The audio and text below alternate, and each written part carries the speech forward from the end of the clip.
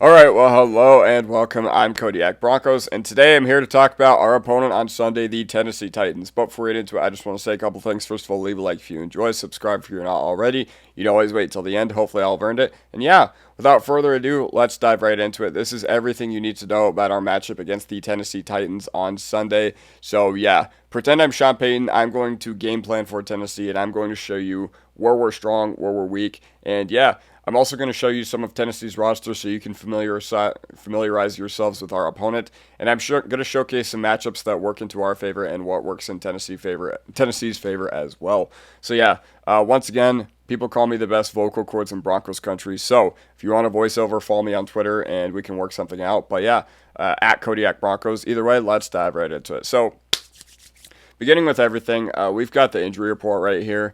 And, the things that really stick out to me are Malcolm Roach, Nate Adkins, Dre Greenlaw. Roach and Adkins, I'd be shocked if they ended up playing. Greenlaw, I think that's more of a coin flip than people want to admit, but he did not practice Wednesday. He did not practice Thursday. Wouldn't surprise me if he played on Sunday, but it also wouldn't surprise me if he's held out. And ultimately, I do think he is going to be held out of this contest. So I'm just going with the intention and the idea on Sunday of the fact that he's not going to be available for us because he has not practiced Wednesday, Thursday. I am posting this on Friday, and we don't know if Dre Greenlaw is going to practice or not yet by the time I'm recording this video. By the time you've seen it, maybe things have changed. Maybe he's a full participant. I'm not entirely sure, but this is just what you need to know. Tillman, I don't know if he's going to play. Either way, he's like a depth piece. So it'll be Q Robinson's time to shine there as well. Singleton, Mims, and Benito will all play despite dealing with injuries this preseason. Tennessee, they have Dan Moore, L'Jarius Sneed, and Kevin Winston on their injury report. Dan Moore did not practice on Wednesday, but he was a full participant yesterday on Thursday. L'Jarius Sneed is a limited participant on Wednesday and Thursday as well. Therefore, I think he's going to be active for this game. So, yeah, look for that as well. All right. Here's what you need to know about rookie quarterbacks going into starting week one. So we've had a handful since 2018, only a handful. So 2018, Darnold, he got the win in New York. 2019, Kyler tied, I believe, against Detroit. 2020, Burrow lost at home against the Chargers. 2021, Trevor Lawrence lost at Houston, and then Zach Wilson lost at Carolina. 2023, Bryce Young lost at Atlanta. 2023, Stroud also lost in Baltimore, and Anthony Richardson lost at home, I think. I can't remember who against. I think Jacksonville. 2024, Caleb won at home against Tennessee last year. 2024 as well, Jaden Daniels lost at Tampa, and we remember last year, Bo Nix lost at Seattle week one. So the total record right here does not favor the rookie quarterbacks, and the road record is actually 1-6. So it would be monumental if Tennessee could come in here and upset us in our own house, especially with how much hype we've gotten from the national media this past season. But yeah, once again, I think Tennessee is not as piss poor as other number one overall teams in recent memory. But once again, odds favor Denver. Tennessee's got some dudes, and every team in the NFL's got some dudes. And sometimes, things just don't break right for a season. And that's what happened to them with Will Levis last year and Mason Rudolph. And Brian Callahan, I give him credit because it looks like he intentionally tanked and he got to keep his job and everything, and they fired the GM. So, if you want a fallback guy, I'm kidding. I'm semi-kidding there. But, Callahan, he looks to be a good schemer, but I'm not sure how he does as like a leader. If you guys missed my boy Marquee Sports on with the host of Locked On Titans yesterday, Tyler basically said that he's unsure of Brian Callahan, the head coach of the Tennessee Titans, being able to split down the middle between being a leader and being a scheme guru, whereas coaches like Sean Payton, Sean McVay are able to do both. So yeah, either way, once again, I'm throwing this out there because, Cam Ward ultimately should not walk out of Denver a winner. And if he does, that's a huge problem because with all the hype we've been getting, I want to familiarize yourselves with Tennessee. That way, when the Titans are tough as nails, nobody's surprised. So that does it for me for the first part of this. Let's watch some film. Let's see what the Tennessee Titans got to throw at us on Sunday.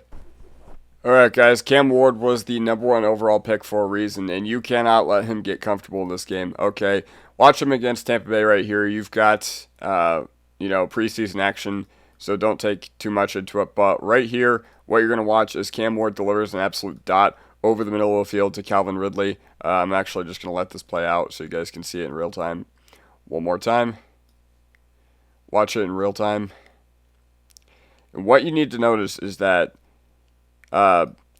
yes, whoever's in the slot right here, whether it's Barron or whether it's Millen, just needs to make sure that they got some tight coverage on Calvin Ridley, because I imagine that they are going to try to isolate Ridley from Patrick Surtain. Now, when Ridley is on the outside, Surtain's putting the clamps on him, but when he's in the inside, you got to rely on McMillan and Barron to step up as well. But once again, heck of a dot from Cam Ward. You can't let him get comfortable either. Look at that pocket. You can't let it happen. Nick Bonito, Jonathan Cooper, you need to be swarming right here to make sure that his life is as miserable as possible. We've got another play right here against Minnesota coming up right here. And, Tennessee, they've got a heck of an interior defensive line with Devondre Sweat and Jeffrey Simmons. Jeffrey Simmons, who you guys obviously know, one of the game's premier interior defensive linemen. But also, Devondre Sweat, early second-round pick back in 2024, 6'4", 340 pounds. And he isn't just a pure run stuffer. No. He can rush the passer. Now, we have him highlighted on this stunt here, and we do have Jeffrey Simmons also bearing down on the offensive line. Right here is Jeffrey Simmons. Highlighted is Devondre Sweat, and watch this just play out. And luckily, if you do have an interior breakdown like the Vikings do here, you think Bo Nix can get out of it? Heck yeah, he can. Like, if you're in this situation right here, Bo Nix can absolutely get out of it. Sorry the circle stayed there for a little too long, but yeah. All right, let's watch this one more time. Let's keep watching this. Once again, if your interior breaks down, look for Bo Nix to take off and run. Right there. All right, we've got another, rep showing off the Titans' interior defensive line. This time I've got Jeffrey Simmons highlighted. And, all I'm saying is Wattenberg and Powers, you're going to have your hands full this game. So, step up. You guys were very, very good at pass protection last year. So I am looking for Zach Strief to make sure the pass protections are very strong on Sunday as well. Check this out. If you're not careful, and then this is the result of the play, like I said, Wattenberg and Powers right here. This is what can happen now. Heck of a ball by Darnold to get it off to Justin Jefferson, who ends up winning downfield. And so you're going to need Nix to stay strong as well in this pocket, when things are bearing down. But yeah, once again, all right, we'll watch this in real time now. We will watch this in real time.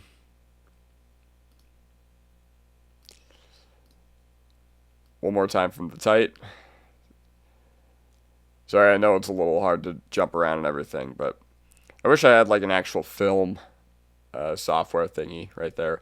All right, this is what can happen if you are not careful, containing Tony Pollard. So right here, I'm going to have Trey Hendrickson highlighted, and the biggest reason I have him highlighted is because he puts the safety in a precarious position because of the fact that he completely loses contain on the outside right here.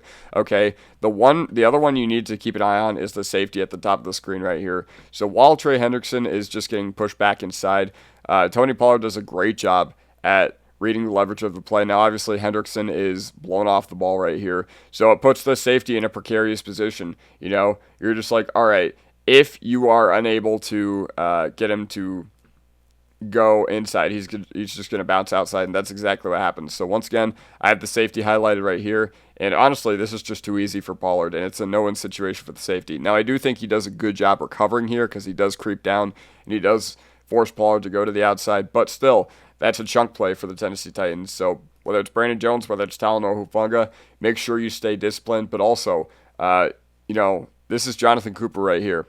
This is Jonathan Cooper's doing right here. You are going to not need to get blown off the ball, especially when Tennessee has 6 offensive linemen and 2 tight ends on the field. Everybody's got to, do their assignment because defense at its core is just making sure that you can contain for as long as possible. Once again, that's just all I wanted to highlight right there. Boom, boom. And Tennessee can make you pay. Pollard is not as dangerous as he was when he was with Dallas, but he's still a heck of a player. He's still a starting running back in this league, and he should not be taken lightly. All right, Alex Singleton, I'm talking to you right here. Look at me, Alex Singleton. This is what you are going to be dealing with on Sunday when you are going to have to tackle Tony Pollard one-on-one in these situations, especially because we've already talked about it. Greenlaw, I'm not expecting to play. So watch this. Watch this. All right. Looks like we've got everything. One-on-one tackling opportunity, but Tony Pollard does a great job at shedding the defender right there. Once again, not as dangerous as he was with Dallas, but heck of a player, highly elusive runner. So, once again, you are going to need to be sure tackling. And Alex Singleton was not a sure tackler 2 years ago, but I do think him coming back will help this run defense as well. This also bodes well for Sternad, I don't think Sternad is as poor in run support as Singleton was 2 years ago, but Singleton is more of a cleanup guy, and yeah, I know a lot of people are excited to see him back as the one. Can't say the same for me, but I love what he brings to the defense. Okay, so I'm just going to watch this play out in real time as well, and you're going to notice one of the big problems with this play right here is that Houston just completely loses contain. Let's just go back a little bit. Let's see if I can get the circle to highlight the slot corner right here. All right, so we've got a slot corner just completely losing contain, even after they hand the ball off to Tony Pollard right here. So whether this is Jaquan McMillan, whether this is Jahdae Barron, as I had already mentioned, you need to stay disciplined as well, because watch, look at this slot corner. He's working the other way, and Tony Pollard is already bouncing to the outside as well. So, yep, and then you've got a big running lane right there. So once again, we need to make sure that we're containing, and we need to sell out to stop Tony Pollard right here. Speaking of run defense, DJ Jones, talking to you. Right here, you've got the Patriots against the Titans last year. So these were probably two of the sorriest teams in the league a year ago. But, watch this. This would have been Malcolm Roach, but because of the fact that Malcolm Roach is out on Sunday, I'm talking to DJ Jones right now, run support, and guess what? High snap, but watch, number 95 right there does a heck of a job at pushing back the tackle, so didn't allow anything to occur right there, and great backside pursuit, great contained by the corner. So once again, it's going to take a effort in all three phases on the defensive side of the ball to stop Tony Pollard. So I'm really looking forward to it, and I'm looking forward to see how our guys do against Pollard. This is the last clip I have to show you guys. All right, now that you've seen everything and where Tennessee could potentially take advantage, here's where we could take advantage, okay?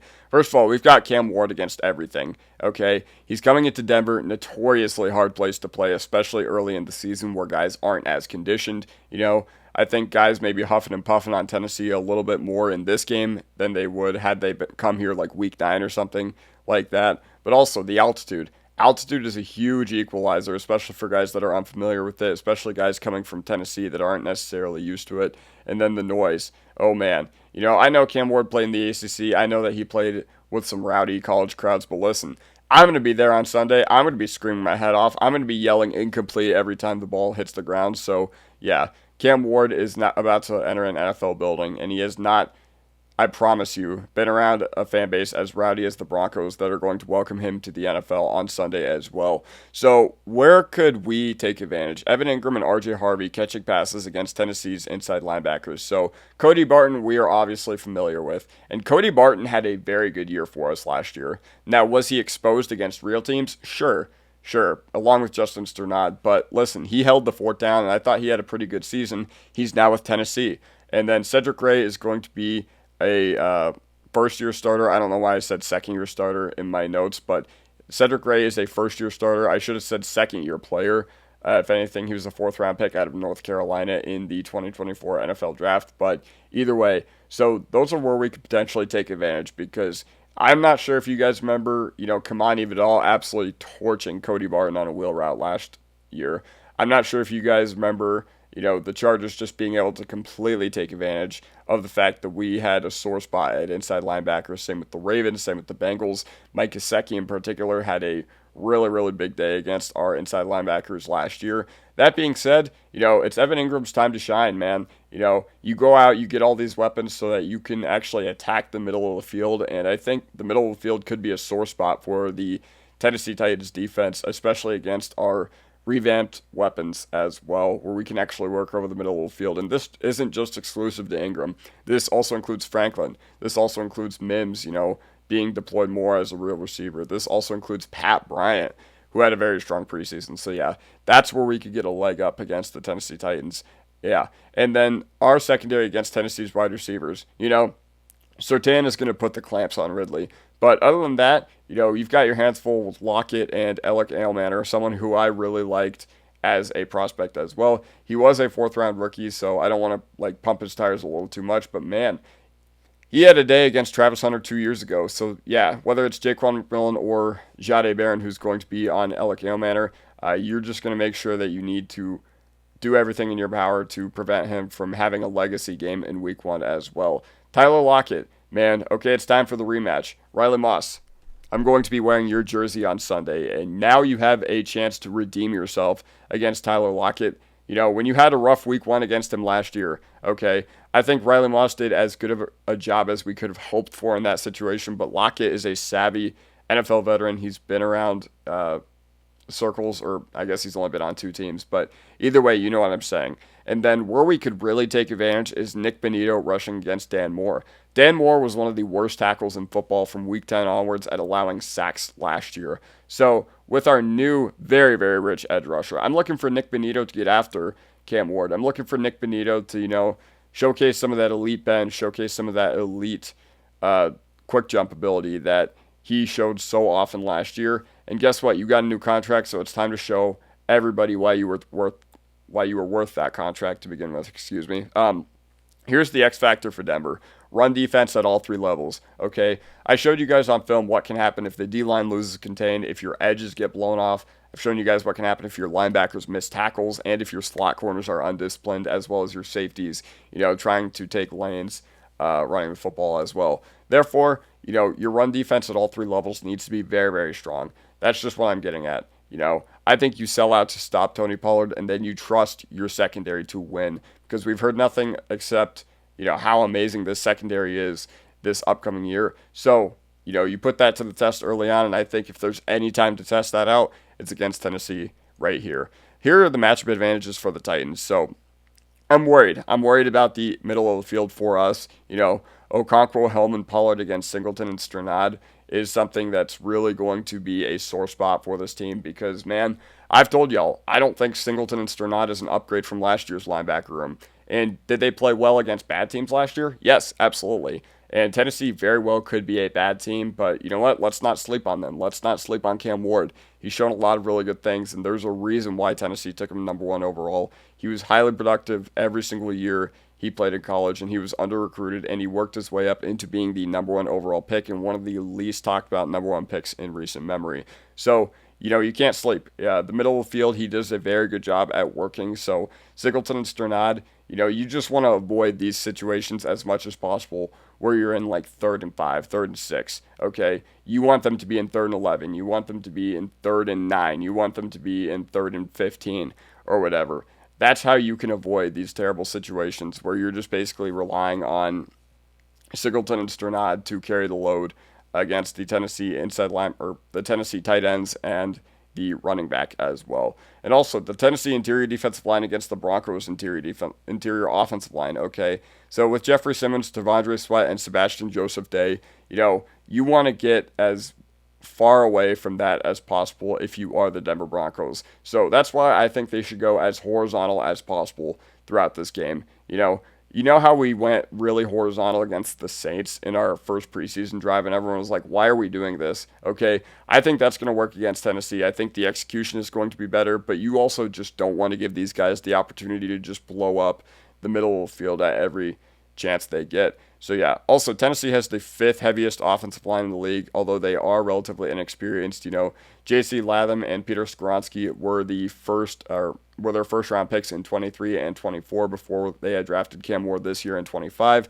They also have Dan Moore and Cushenberry, who is someone we are familiar with. So yeah, and also they signed Kevin Zeitler from the Detroit Lions last year on a 1-year, $9 million contract. So I guess you could say he's a very experienced guy who's been around the block. But either way, they're inexperienced playing together. It's not like us where we're returning all 5 starters over the past 2 seasons and then, 4 out of the 5 since 2023. So that is something that the Broncos could use to their advantage, okay? And also our pass rush is familiar with one another. So, those stunts, those twists, they better be executed at a very high level, okay? The X factor for Tennessee, Jarvis Brownlee Jr. He had a really, really good season last year, especially as he was either a 4th or a 3rd round rookie. I can't remember off the top of my head, but he had a heck of a season last year. So all you need to realize is that if you are a bigger wide receiver, he has had a problem bringing those down. Like I remember watching Keon Coleman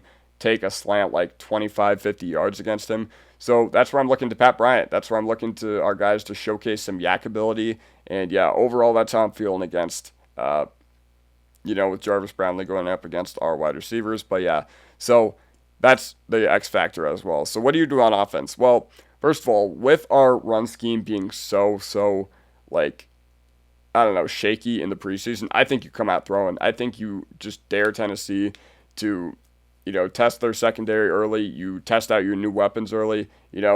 Bo, you rely on him to get off to a hot start, regardless of if you take the ball or Tennessee gets the ball first. Okay. And also, you just got to look for Ingram, Franklin, and Bryant over the middle of the field early and often.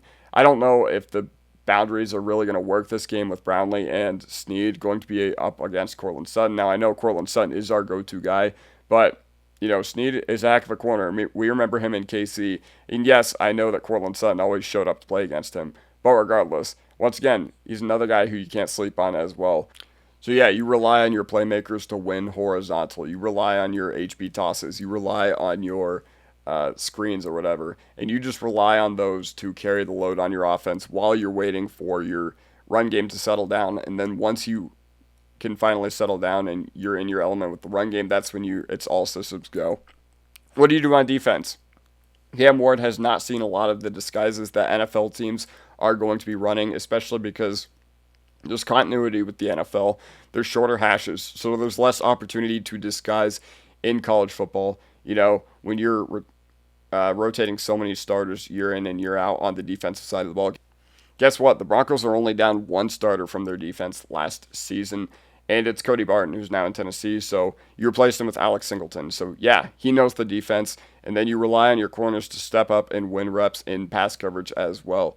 Once again, if you want to be one of the best secondaries in the league, you got to make sure that you can go one-on-one with these Titans wide receivers. And also, I would sell out to stop Tony Pollard and make life easy on your inside linebackers. Now, there is a chance that Cam Ward is just slicing and dicing if you do sell out to stop Pollard. So, yeah, at that point, that's when you adjust. But either way, this is what I would do on defense, at least to start the game. So here's my prediction. I think Tennessee will get theirs in matchups that we're weak at. I think being an 8-point favorite is a little too much juice, especially because of the fact that it's week one. Offenses have tendencies to look really, really ugly, especially early on in week one, especially one that, like ours, that is going through a lot of schematic turnover. But the home crowd, the altitude will be too much for Cam Ward to overcome in his first game. I've got Broncos 24, Titans 17.